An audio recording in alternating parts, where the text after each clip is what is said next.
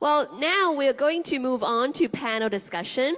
This panel is going to discuss on the topic an inclusive transition towards carbon neutrality in the era of global boiling. And now, without further ado, please join me and welcome our moderator for this session. And he is Professor WONG Kam-sing, GBS JP, Chairman, 无止桥 Bridge to China Charitable Foundation. Professor WONG, welcome. And we would like to also invite the following speakers to join us here on stage, and they are Ms. Kimberly Lewis Inkumsa, please welcome. Architect Donald Choi, Dr. Wei Qing Peng, Mr. Lee Saward, Dr. Edward Lerman Folk. Please welcome our speakers.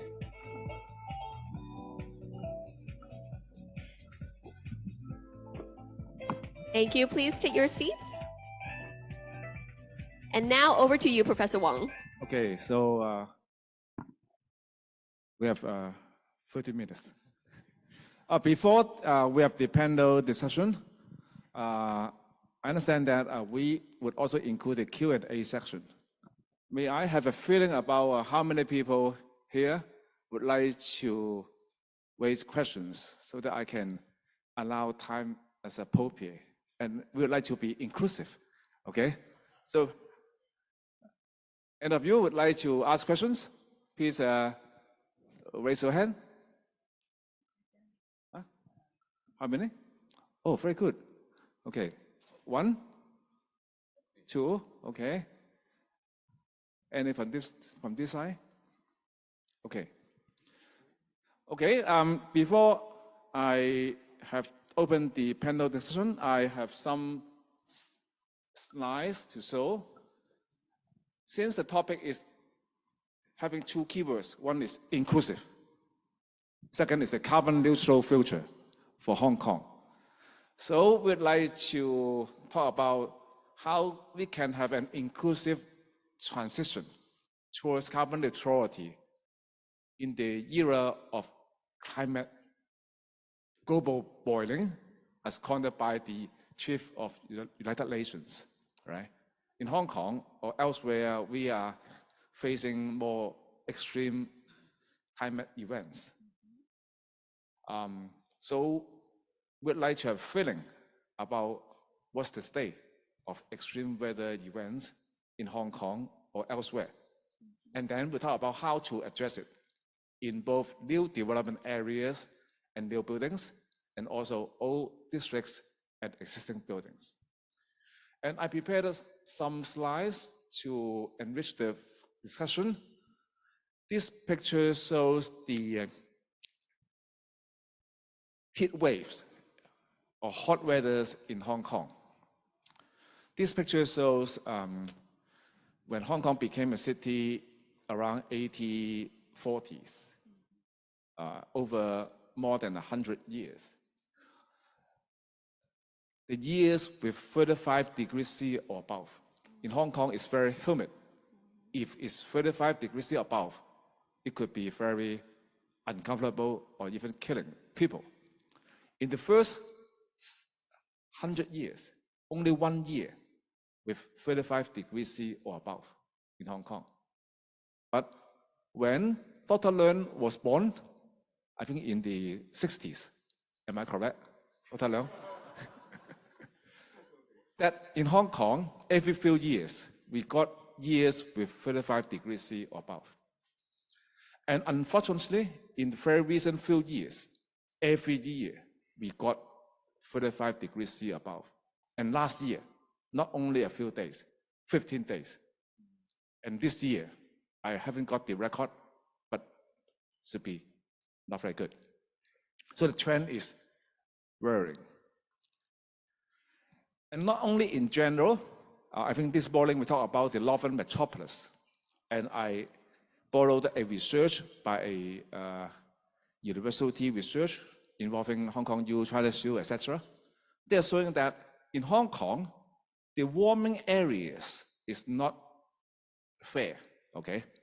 Some areas would become even hotter. You can see that the redder areas represent those areas with very hot days in a year.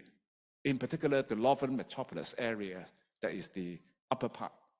Okay, you can see that over the years, that is going to be hotter with temperature, maximum temperature higher than 33 degrees C, with more days per year. And with the forthcoming northern metropolis, that means more urbanization. That area will subject to even more negative impacts. So how should we plan our northern metropolis? That I would like to hear more from you guys. So the question is that how we can have an inclusive transition towards carbon neutrality in the era of global boiling. Okay, I stop here.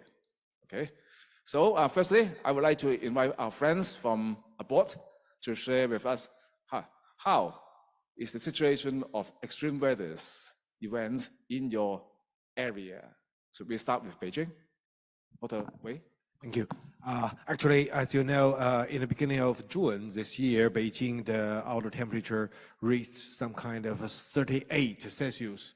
It's some kind of 100 years record, new record. And also in the beginning, just before I came here, the temperature drops to minus 2-3. And also, you know, in October, it's recorded the warmest October in the history, and then they will record the coldest November in history. So this kind of extremely weather happens frequently. And also, you know what happens in Zhengzhou for the rainfall. And we all understand that this kind of a climate, I like your word there of climate boiling, and will affect everyone. No one can escape. So we have to work together. As you just mentioned, we do need this kind of a uniting society. So from a technical point of view, there are also some new solutions, like try to use photovoltaic together with buildings and human beings, try to use electricity, zero carbon electricity as short as possible. And also the highest equipment and systems, and also try to use AI to help people to do analysis of data. So there are some new trends, but I think that's enough. That's not enough. It's just the beginning. And as we discuss this today, that to solve the problem, or to meet the challenge of this kind of extremely, whether we should not, just okay, it happens and it happens. We should to have some kind of predictive, solution. And also, we do need to work from now. And you know, most of people, 99% of people saying, oh, it's nothing with us. And this year, the citizen in Beijing saying, okay, air conditioning is really important, or heat pump is really important, and a photovoltaic is really important, because people do have this kind of feeling of this kind of extremely weather. So we believe in the future, the built environment will not only infect on indoor environment, but also the microclimate, and also try to reduce or try to avoid this kind of extremely weather's damage. And also from this kind of efforts, try to contribute to the global climbing issues. Okay, thank you, Professor Wei. How about Australia, Dr. Lee, and then Kimberly, the Latin American context? Yes, so Australia's similar to quite a few other countries. We're experiencing extreme weather conditions. We're forecast for a very hot summer, with the conditions all working against us this particular summer, so not looking forward to that. And it was only a few years ago that we had some devastating bushfires across the country, which made news across the world. We also have flooding as well, so we get those extremes. We just need to build climate resilient stock. We have some pretty poor building standards in Australia, and particularly in residential. So we need to make more effort in there to make it more comfortable and also affordable. That's really important. Energy affordability is really key in this, because we can't have people just not turning on their heating or cooling because they can't afford to, with these extremes going on around them, because it then becomes a real health issue as well, which just adds to the impact and the cost. And you know, we've got a lot of these emissions baked in. We know even if we all start doing everything right tomorrow, we're still going to be seeing these increases for a little while yet. So we need to do both. We need to minimise our use of resources and make it as efficient as possible, but also adapt our environment and try and work with environment and not against it. Okay. Thank you. Kimberly? Yes, and comma, I would say we experience the same wildfires in the US, and we've experienced that over year in California and in Oregon. But what was extremely poignant in this last year in June were the Canadian wildfires. That in Canada, it started there and spread to 18 states down the US East Coast, affecting 100 million people. When the airports were shut down, when baseball, Major League Baseball was shut down in the States, when baseball shuts down, the world stops. But the games weren't able to happen. It really began to shed a light on the challenges around IEQ. And so for us, the Well Building Standard focuses with 10 feature strategies to address IEQ, with Well Air being strategic around performance on indoor air quality. So the power of frameworks matter. And to my friend next door, when we talked about aging, I remember when Hurricane Sandy hit in New York City, and the challenge around our tall building systems. We've been so focused on building and supporting building envelope. Our many advocates were saying this is the beginning of the social intervention, where we had so many seniors on the 70th floor that in that time of Hurricane Sandy, no one could get access to them. They were without water, they were without health supplies, and so the challenge and the cry came forward to the sustainability industry and the environmental industry, human impact. Thank you, Kimberly. So let's go to the second round of questions. Okay, I think our Hong Kong friends here understand the extreme weather conditions in Hong Kong. In fact, in this year, even though the government, through the Labor Department, has new measures to protect, for instance, the outdoor workers, but at least I heard from the news that at least 2 passed away during the very hot days. So it's a pity. So the second round of questions is about how we could be more inclusive in the era of global boiling. So may I invite people from that side start so that each one can contribute, and Dr. Leung, please. Thank you. I think for the part of global warming affecting people, we're looking at, like Casey talked about,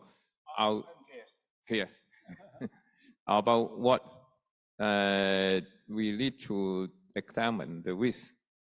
We're talking about aging, our workforce age, because construction industry people, or many of them, probably 50% of them are over 50 years old. So extreme weather affect aged people more, especially over 35, 37. Then, so we need to think about how the built environment have a change. Of course, we have some environmental change, some cooling facility, but we need to think about working time. Whether working time can change from the conventional. So some of them need to start earlier. That means not so hot. And where we going back and examine like Singapore, people will have a rest of 2 hours in the noon time. So when the overall temperature is getting higher, then probably we need to stop having a longer lunch time so that people will working in the less high temperature. We're looking at the northern Devon area in future is the hottest zone of Hong Kong. And so we need to plan about how the working environment, how the facility, how can help the aged workforce and able to, and of course, we're talking about inclusive. And some of the aged workforce can work half of the time. They continue to get income and contribute, but in less risk. So it's something that we can think about from a more age-friendly perspective on facilitating this to develop. Okay, thank you, Dr. Leung. Mr. Lee, and you can also add that about your new building in Australia. I like it. It's very good. It's inclusive and also carbon neutral. How can we have more buildings like that in Australia and elsewhere, like Hong Kong? Yeah, so well, I'm sharing the story. So thank you so much, and it's been my pleasure and privilege to be here to share that as a case study. So if there's anything that people can learn from that and just take a little bit and go, okay, well that's something that we could look to build into our next development. I mentioned in my presentation we have some people who've chosen to come into the retirement living specifically because it is a green building and also attracts staff.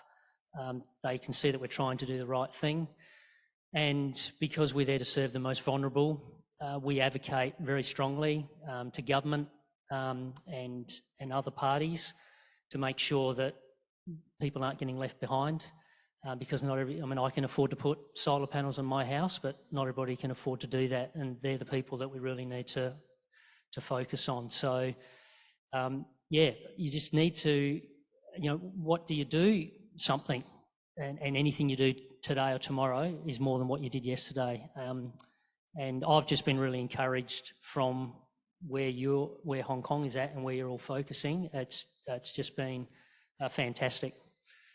So yeah, and I can see that you've got similar themes. I took a few photos of slides, and it was resonating with me that you're thinking the same and you're being inclusive, and that's really important because people can understand what the effects are on them. Thank you. Professor Wei? Yes, thank you. This afternoon I got a lot of new ideas. The most important thing to me is to solve the problem or to take this challenge of global warming issues. We do not need only good technology or policy or green finance or whatever, but we do need a good story. For new building, like you share a very good story. We understand. Okay, we can make it. And for existing buildings, we do need a story and can make people be convinced. So that's also, I think, very important, and I learned from this conference. I think maybe in the future in Hong Kong or Australia, people can understand because story always have a common language, and we can, to show them and how we can make it, and they will believe, okay, we can do it. From your heart, you believe in it. So I think that's the topic, as you mentioned. Dr. Wei, I understand that you have worked with the Hong Kong counterparts on the ritual commissioning, right? Yeah. I think it's a good story, right? Yeah. Can you tell more about? Yes, actually, I've been working together with our Hong Kong colleagues for more than 15 years, focused on ritual commissioning. And also, actually, we work together with our colleagues in the United States and also in Japan. And also, of course, in mainland China. And what I learned from here is that in Hong Kong, you have very specific, I would like to say, advantage that people here are very professional, and the society always think if we are engineering, no matter what age, if we want to do it, we will do it to the best. And so that's what I learned, and I do think this kind of things can be, as a good story, and also in the future, some kind of AI technology can also take part of this kind of work and to benefit more people in the future. So that's what I learned from. Thank you, Donald. Thank you. Well, I think human is smart, so we develop a lot of technology to make our life more comfortable. But in the process, we lost respect for nature. For example, because we can and we do have AC, so our building actually have curtain wall, doesn't matter at what climate. And then we believe that, we can use the natural resources endlessly, which is a sad story because we know that we can't. The earth resources, they are limited. We are actually borrowing from our future generation. In Hong Kong, if you look at some of the older architecture, they are very clever in their use of sun shading. They have natural ventilation. And if you look at some of our recent, architecture or building, we lost all this skill set just because we can use mechanical, AC. So again, I think for us to, really address the climate kind of emergency, we need to go back to the basic. We need to live with nature harmoniously and respect what the earth has given us. In fact, naturally ventilated domestic buildings could be more affordable for those people that they may not have a lot of money, right? Okay, Kimberly? I really appreciate what you said. Systems and structures are reflective of values. And I think as an institution, we really need to rethink our process. Designing for those most marginalized and designing for the extreme will cover everyone in the middle. And so I was thinking about one of our targeted populations, people who are neurodiverse, who may have challenges with their senses. And so having access to biophilia, having access to nature, where the acoustics of space can kind of reflect the natural ambiance of nature, can be calming for those folks that are challenged in the built environment and space. And so when we think about those targeted populations and what their most extreme needs are and how we can design intentionally to support them and learn from nature in that design process, we can build a more inclusive and productive environment for them. Okay, thank you. Q&A time. So there are two people at least would like to ask questions. So please raise your hands again so that the mic could come to you. So help us, please help us. Okay, mic for Q&A.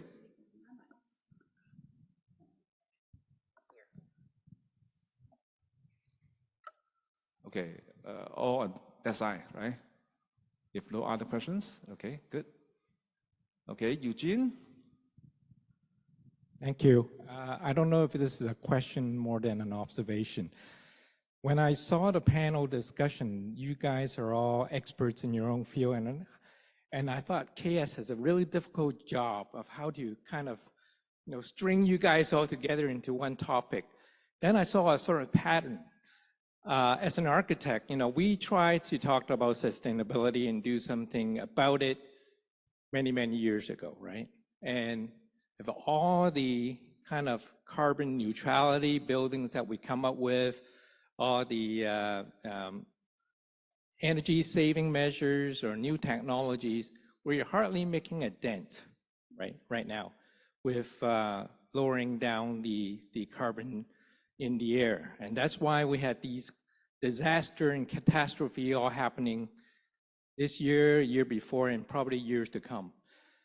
So where do we start? How do we end this all, right? And then I guess Dr. Learn, from a facility management perspective, actually kind of reminded me something that happened on Saturday. I went to a transitional housing visit with the Secretary of Housing, Winnie Ho, on Saturday, and she, showed us around. But we also met the CEO of Bok Goi Hospital, who actually runs the facility. But he described it as not just facility management. He is actually taking care of people. So from that perspective, facility management actually went one step further and talked about what Kimberly was talking about. It's well-being. And sustainability in that sense, it's well-being for the world. It's not just about cutting carbon. The world will survive after a human disappear, right? So it's about how we survive within the world as it goes on. And how do we do it? Not by one profession, not by one person, not by just one of you. I think it's done by everyone in this room and probably everyone outside this room.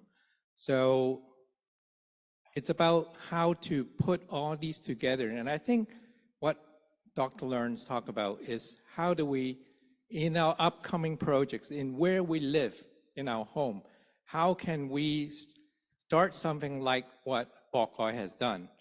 They start to think about taking care of people in the facility that they manage, more than the building they manage. And if we can unite those thoughts together and build a culture, not just to take care of ourselves, but to take care of the world, then we might have a chance. Then we might have a chance. So I think this is something, a question to Donald as the developer, right? In the upcoming projects, will developer start to think beyond green finance, the money part, and start to think about the people, taking care of people, which you have actually touched on in your presentation. Thank you. Thank you. Let's listen to the last question before we respond, okay? The other question? Yep. 好感恩環懋集團，我係喺環懋集團旗下23年啊住咗，我嫁咗入去，由我生細路仔到依家佢哋已經開始出嚟工作。咁我淨係識講中文，但係今日咧環懋有埋個傳譯啦。咁我知道我可以分享埋我護理屋企人嘅經驗同因為呢個係基本嘅護理經驗嚟嘅。咁但係我覺得我喺護理一個癌症病人嗰陣時，我係需要一啲社區嘅支援嘅嚇。咁我大概3年前我細佬患癌病嗰陣時，其實我都係好感恩我父母俾咗我好足夠嘅愛，令我覺得我需要有責任照顧我呢個細佬。咁所以咧喺19年嗰陣時，因為係疫情㗎。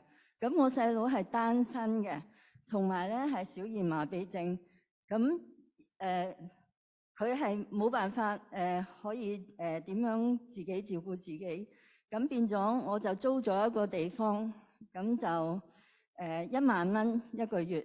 咁當時嚟講，我覺得如果我要申請護理院，可能又冇咁快嘅，因為佢係癌症啊嘛。如果我唔理佢，就會當時就簽咗一張紙，由得佢由政府去處理啦。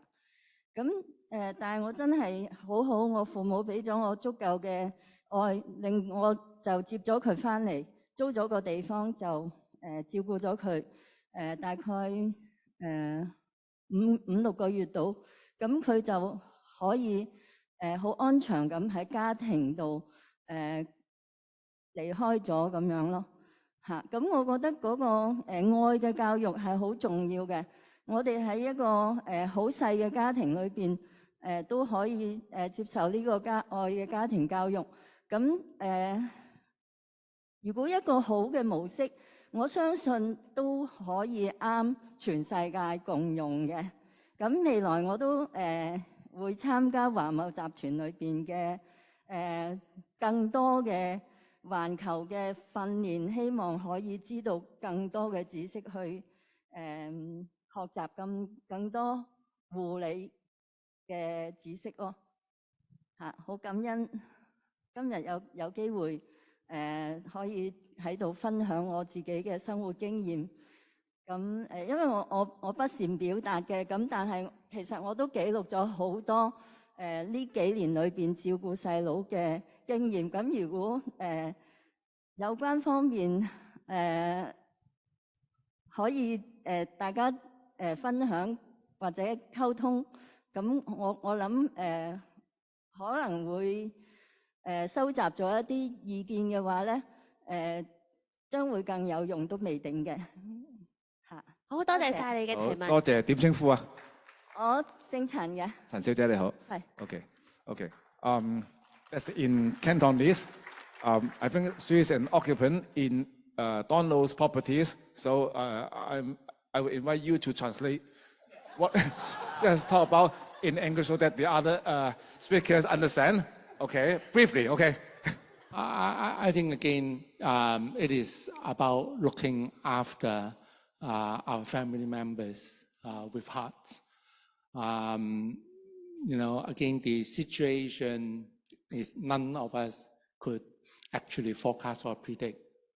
But I think at the end, it's about really serving the others with hearts, and also understanding that we are being gifted, you know, with life. And this is a very treasured kind of moment for everyone. And we should extend it out to, you know, beyond our families. And this is what I think, you know, why we have this CGG heart. Because we do believe that, you know, we as a community, as, you know, human, it is part of our responsibility to actually look after other people as well. So again, thanks for the sharing. And obviously, you know, the first speaker when, or the questioner, Eugene, talked about, you know, we actually are not just building or look after building. We are building a home, a workplace for, you know, our community, and we should look after them with better service. And this is what, you know, us at Chinachem Group really trying to do, and this is why we have the 3 Ps. So we are not looking at it just as a business, but really is about people and about, you know, sustainability, that we can live a better world for our future generation. Okay, thank you, Don Lo. Time is running out, but I hope I still have one sentence to conclude from each of you, okay, so that we can wrap up our duties here. And I can also contribute, okay? Please read Dr. Leung's book, as instructed by my wife. Dr. Leung. Hi. Okay. So I'm glad to be here and able to speak to a different audience. I used to be speaking to the healthcare and also social welfare people. The environment is very important for aging community. So we start to be, well, it's only 20 years later, that we prepare our society to well prepare for our own aging. So that benefit for our own self. Okay, thank you very much. Okay, Mr. Lee. We're a community service organisation. We're all about people. So it's fantastic to hear that that's really the centre of everything that we're focusing on. I'm really encouraged with the conference, and share. Mr. Lee? Thank you. I think I like Donna's one sentence you just mentioned, be harmony with the nature. So that could be a solution, a YSM solution for new building, existing building, or cities. You know, what's the translation of be harmony with the nature? Oh, great. No. Well, we talk about it in a Chinese word, 天人合一. All right. Thank you. Thank you very much. No, again. Again, I think, you know, we shouldn't leave anybody behind, you know, in our transition to a net zero economy and society. We are part of the community, and we should, you know, move together. Kimberly, the last. Wow, you're asking a preacher's daughter to have one word, but I just want to say that it is a joy to be able to be a part of transforming buildings, communities, and people. And in this month of gratitude, I would say take courage. We're thinking differently. It's a paradigm shift. And if we center people at the heart of the work that we'll do, we'll see a shift in people first places. Okay, thank you, Hong Kong Community Council. Thank you, Chinachem, for organizing this event. Let's show our appreciation to the panel of speakers. Thank you, and thank you, Professor Wong, for moderating the session for us. Would our speakers actually just stand together for a photo? Thank you so much. And ladies and gentlemen, another big round of applause, please, to this panel for such a fruitful discussion and really thought-provoking. A lot of things that we can do together, and especially on the issue of climate change and how we are marching on this journey of sustainability. We definitely need to act now, and there's no time left for us. We can't really wait any longer. All right, one more photo for our panel. And thank you again for all your participation, especially those of you who contributed during the Q&A session. All right, one more photo with the net zero gesture. Okay, thank you. I think we've got it. Thank you very much, everyone.